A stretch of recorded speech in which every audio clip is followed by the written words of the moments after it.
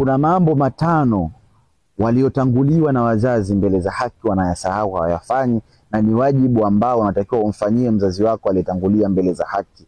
Anakudai, ni haki yake na ni wajibu kwako kumfanyia. Wengi tunajisahau. Kutangulia kwa mzazi haimaanishi ndio kumekatika kwa haki zake dhidi yako. Hapana, kuna mambo matano unatakiwa umfanyie mzazi wako aliyotangulia mbele za haki. Ikiwa ni wawili basi ni wote wawili, ikiwa ni mmoja ni yeye, unatakiwa umfanyie. Jambo la kwanza na la pili nitazitaja kwa pamoja. Kumuombea msamaha mzazi wako na kumuombea dua za kheri. Mwenyezi Mungu analeta ushahidi kabisa kwenye Qur'ani kumuombea msamaha mzazi. Anasema katika suratul Isra aya 24, anasema hivi, nasema, anakwambia wewe mwanadamu na mimi, anasema hivi, nasema Mola wangu warehemu wazazi wangu kama walivyonilea nikiwa mdogo.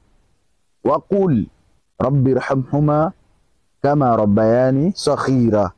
Na kuna hadithi kabisa Mtume Muhammad sallallahu alaihi wasallam aliulizwa, akaulizwa swali akasema, ewe Mtume wa Allah, je, naweza kumfanyia kumfanyia jambo mzazi wangu baada ya kufa kwake? Mtume akaitikia naam, unaweza kumuombea dua na msamaha. Muona hii hadithi imeweka mambo mawili kwa wakati mmoja, kumuombea dua ya kheri na kumuombea msamaha. Kwa hiyo lazima tumuombee msamaha wazazi wetu. Na jambo la pili ni kuwaombea dua za kheri wazazi wetu. Kuna hadithi kabisa ipo, ni maarufu sana, ambayo ipo katika Sahih Muslim, ni hadithi ya 1631 ile inayosema anapokufa mwanadamu hukatika amali zake zote isipokuwa mambo matatu. Katika yale matatu ni moja la mwisho, mtoto mwema mwenye kuwaombea wazazi wake katajwa hapa. Kwa hiyo huu ni wajibu watu sisi kuwaombea dua wazazi wetu walitangulia mbele za haki.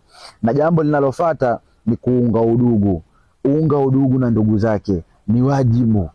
Jambo linalofuata kuwatembelea marafiki wa wazazi na kuunganisha ule urafiki wa wazazi, kwa sababu bado kwetu wao ni wazazi kama wale wazazi wetu waliotangulia. Na jambo la mwisho ni kutekeleza yale yote ambayo waliotuamrisha wazazi wetu, lakini yawe ya kheri tu, yakiwa ya shari yawache, yakiwa ya shari narudia tena yawache, sababu hakuna wajibu wa kufanya mambo ya kumwasi Allah kwa kuwa ni usia wa mzazi. Hakuna wajibu huo. Kwa hiyo ni yale ya kheri tu ndio ya kufanya.